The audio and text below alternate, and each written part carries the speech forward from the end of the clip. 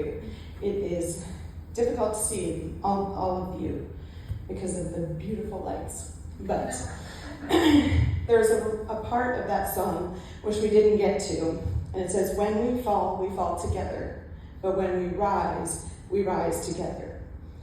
12 and a half years ago, when I started at Responsive Ed, one of our original Vista Academies, I didn't have a concept that I would be standing on a stage before you today.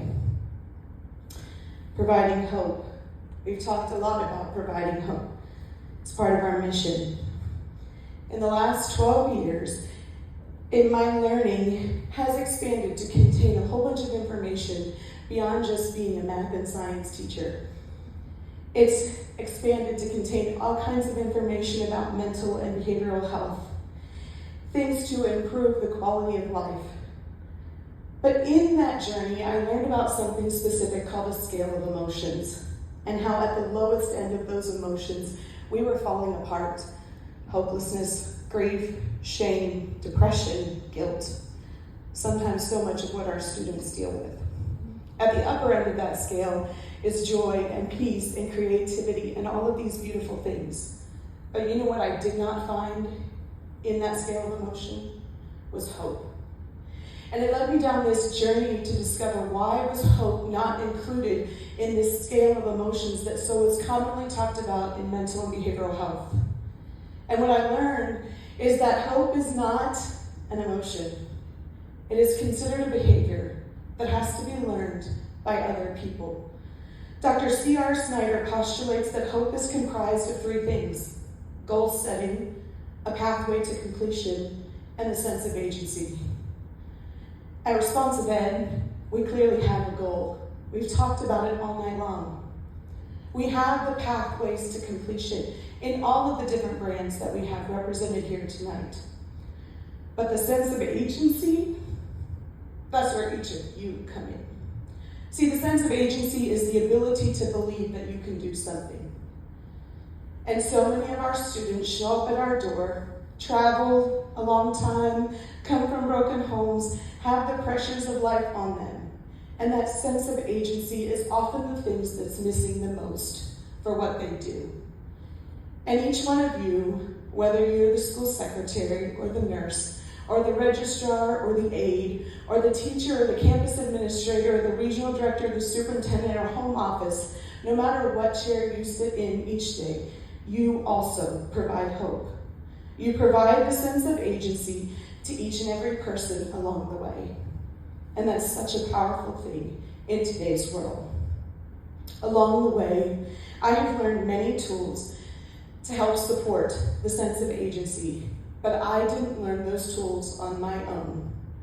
And so I would like to say thank you to those who have given me that sense of agency and provided me with hope in my journey here at Responsive Ed. That first person was Mr. Chris Disk, who was the first principal that hired me.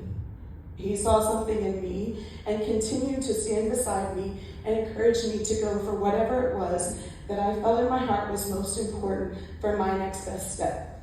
Personally, I think he delayed my position in home office for a really long time, but that's beside the point. And then there was Christy Howell, who was the assistant campus director, who stood beside me and championed me many, many times, long days and long nights, even before I made it to home office, and still calls to check and see if I'm alive. There was Don Moore, who still continues to stand by and is only a phone call away, and supports from his home, but still checks in to see how things are going. How can I pray for you today? How can I support your team?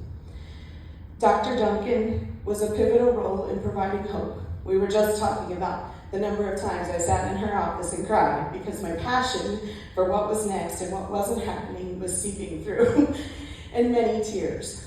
And she taught me a valuable lesson that we're trying to turn the Titanic.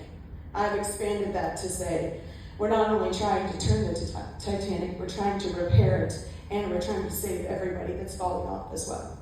And it's a big job to provide a sense of agency. And most recently, the operations team as a whole, but especially Dr. Rutledge. And it's been such an honor and privilege to work under her. I'd like to say thank you to my family, to my daughter, Hope Elizabeth, who began this journey us. And most of all, I'd like to thank my husband who's here with me tonight.